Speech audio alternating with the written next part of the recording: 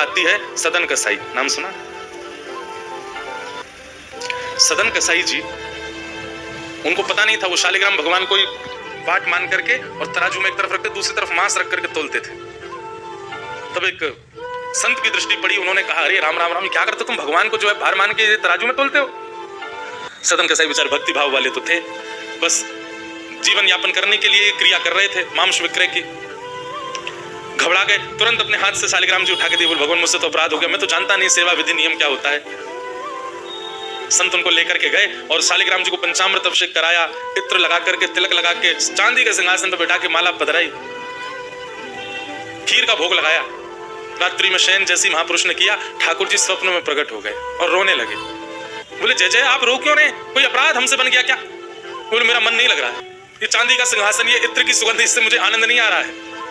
बोले तो फिर क्या करना है? बोले वो सदन कसाई के तराजू में लुढ़कने में मुझे बहुत आनंद आ रहा था, वहीं छोड़ के आओ, मेरा वहीं मन लग रहा था।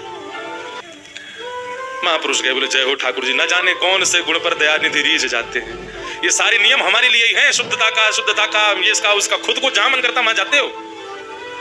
लेकर के गए और सदन कसाई की दुकान पर पहुंचे तो सदन कसाई तो घबरा गया, बोले अरे आप ठाकुर जी को, बोले ले रखो इनको अपनी दुकान पे, इनको यही अच्छा लगता है।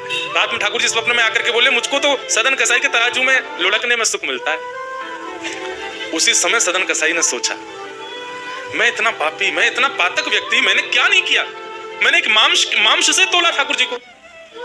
दुनिया अपना जीवन दान कर देते हैं ठाकुर जी को, और मैंने मार मार करके पशुओं को यहाँ चढ़ाया और उससे तोला ठाकुर जी से, और फिर भी ठाकुर जी ने ऐसी कृपा की मुझ पे कि संत के जाके बिल लौट के आ गए मेरे पास। एक बार भी अवगुण जान करके, मेरा दोष जान करके मेरा त्याग नहीं किया ठाकुर जी ने, और मैं इस पापी पेट के लिए, परिवार के लिए अभी भी कसाई बना बैठा हूं। उसी समय अपने सारे बुरे कर्म त्याग दिए। ठाकुर जी जब मेरे लिए चांदी का सिंहासन छोड़ सकते हैं तो मैं मांस विक्रय नहीं छोड़ सकता, छोड़ दिया। और मन बना लिया कि अब मैं ठाकुर जी का धाम में दर्शन करने जाऊंगा। तब जगन्नाथपुरी गए, तो क्योंकि कसाई थे और प्राचीन भारत में थोड़ा भेदभाव ज्यादा ही था, उनको उस मार्ग तक पे नहीं चलने दिया जा रहा था जिस मार्ग से सारे दर्शनार्थी जा रहे थे। बोले नहीं तुम कसाई हो, तुम दूसरे मार्ग पर चलो, मार्ग अपवित्र हो जाएगा। एक नगर पड़ा, उस नगर की एक वैश्या सदन कसाई जी को उसने कुछ इशारा किया, तो सदन कसाई ने उसका कोई प्रत्युत्तर नहीं दिया। उस वैश्या ने क्या किया, उसके पति थे, उसको मार दिया और बाहर आकर के सदन कसाई से बोली अब तुम मुझसे ब्याह करो। सदन कसाई बोले मतलब? बोले तुमने मुझे इशारा किया था ना कि तुम मेरे साथ रहोगे, पहले पति को मार, मैंने मार दिया पति को, अब तुम रहो मेरे साथ। सदन कसाई बोले मैंने तो ऐसी कोई कुछ नहीं किया, तुम क्यों? बोले या तो मेरे संग रहो, नहीं तो मैं हल्ला कर दूंगी पूरे नगर में कि तुम ऐसा ऐसा कर रहे हो। सदन कसाई बोले मैं सत्य का उपासी हूं, आप चाहे जो करो, आपके संग नहीं रहूंगा। उसने नगर में हल्ला किया, राजा को जाकर के शिकायत कर दी, राजा ने सदन कसाई को बंदी बना लिया। ये कब की बात है? जब सदन कसाई धाम की ओर जा रहे हैं। राजा ने कहा आपने ऐसा किया? सदन कसाई बोले मैं कितना भी सत्य बोलूं लेकिन प्रमाण मेरे पास नहीं है, इसलिए बात इन्हीं की मानी जाएगी, मेरी तो माननी नहीं। इसलिए आप एक काम कीजिए, मृत्यु दंड छोड़ के जो दंड देंगे मुझे सब स्वीकार है, क्योंकि एक बार मैं जगन्नाथ जी को देखना चाहता हूं, इसलिए मृत्यु दंड मत दीजिए, बाकी जो दंड देंगे सहर्ष स्वीकार करूंगा। तो बोले एक काम करो, इसके हाथ काट दो दोनों।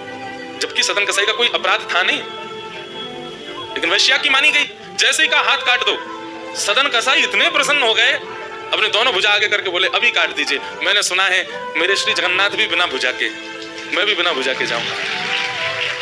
जब मेरे नाथ की भुजा नहीं है तो मैं भुजा, अब अभी तक मुझे लग रहा था शायद मैं अपूर्णता से जा रहा हूं, लेकिन आप मेरी भुजा अभी काट दीजिए, तभी मुझे अनुभव होगा क्या अब मैं पूर्ण होके जा रहा हूं, जैसे मेरे नाथ वैसा मैं। दोनों भुजा काट दी, क्या पीड़ा नहीं हुई होगी सदन कसाई? सदन कसाई गए, जैसे ही जगन्नाथपुरी पहुंचे, महाप्रभु जगन्नाथ जी अपनी ब्रह्म वेदी पर झूमने लगे और झूमते हुए पुजारियों से बोले मेरा एक परम वैष्णव भक्त आया है, उसको लाने के लिए पालकी भेजो। और पुजारी भी इतनी जल्दीबाजी में पूछा ही नहीं कि उसका रूप हुलिया कैसा, ये तो बताओ। पालकी लेके दौड़े, हजारों दर्शनार्थी आ रहे जगन्नाथपुरी। पालकी लेकर के पुजारी जन बोले भैया जगन्नाथ जी ने पालकी भिजवाई है, कोई उनका परम वैष्णव भक्त आया है, कृपा करके वो पालकी में बैठ जाए। अब ये बात कही तो महाराज पालकी में बैठने वालों की भीड़ लग गई वहां पे, सब अपने गिनाने लगे, बोले हम 2 लाख नाम जप रोज करते हैं, हमसे बड़ा वैष्णव कोई नहीं होगा। कोई कहने लगा हमने इतनी साधना करी है, इतना व्रत किया है, इतना नियम किया है, सब अपने क्रम गिनाने लगे। दूर खड़े सदन कसाई बोले मैं तो महापातक हूं, मेरे लिए थोड़ी पालकी आएगी, मैं कोई श्रेष्ठ थोड़े। भीड़ इतनी लगी, पुजारी दोबारा दौड़ के गए मंदिर में, बोले भगवान वहां तो लाखों की भीड़ लगी पालकी में, अब आदमी पैदल जा ही नहीं रहे, वो कह रहे हम पालकी में ही जाएंगे, आप बताइए तो कौन सा है वैष्णव? तब जगन्नाथ जी बोले वो मेरे जैसा ही होगा, उसके हाथ नहीं होंगे, मेरे जैसी भुजा होंगी उसकी, रक्त प्रवाहित हो रहा होगा, दूर खड़ा होगा अपने आप को पातक मान के, वही है। पुजारी जन जैसे ही दौड़ करके, वहां लाखों की भीड़ खड़ी, दूर खड़े हैं बिना भुजा के सदन कसाई। पुजारी गए, बोले तुमको ही बुलाया जगन्नाथ जी ने। सदन कसाई इतना रोए पालकी में बैठते समय, बोले मेरे प्राण क्यों नहीं निकल रहे हैं? क्यों? क्योंकि मुझ जैसा अधम नहीं होगा इस संसार में। पर कृपानाथ की कृपा देखो, अभी भी चूक नहीं रहे हैं कोई कृपा करने में। और महाप्रभु जी के सामने जाकर के सदन कसाई ने जैसे ही दंडवत किया, ब्रह्मवेदी पर श्री जगन्नाथ जी ऐसे झूमने लगे, सदन कसाई को देख के आनंदित हो गए।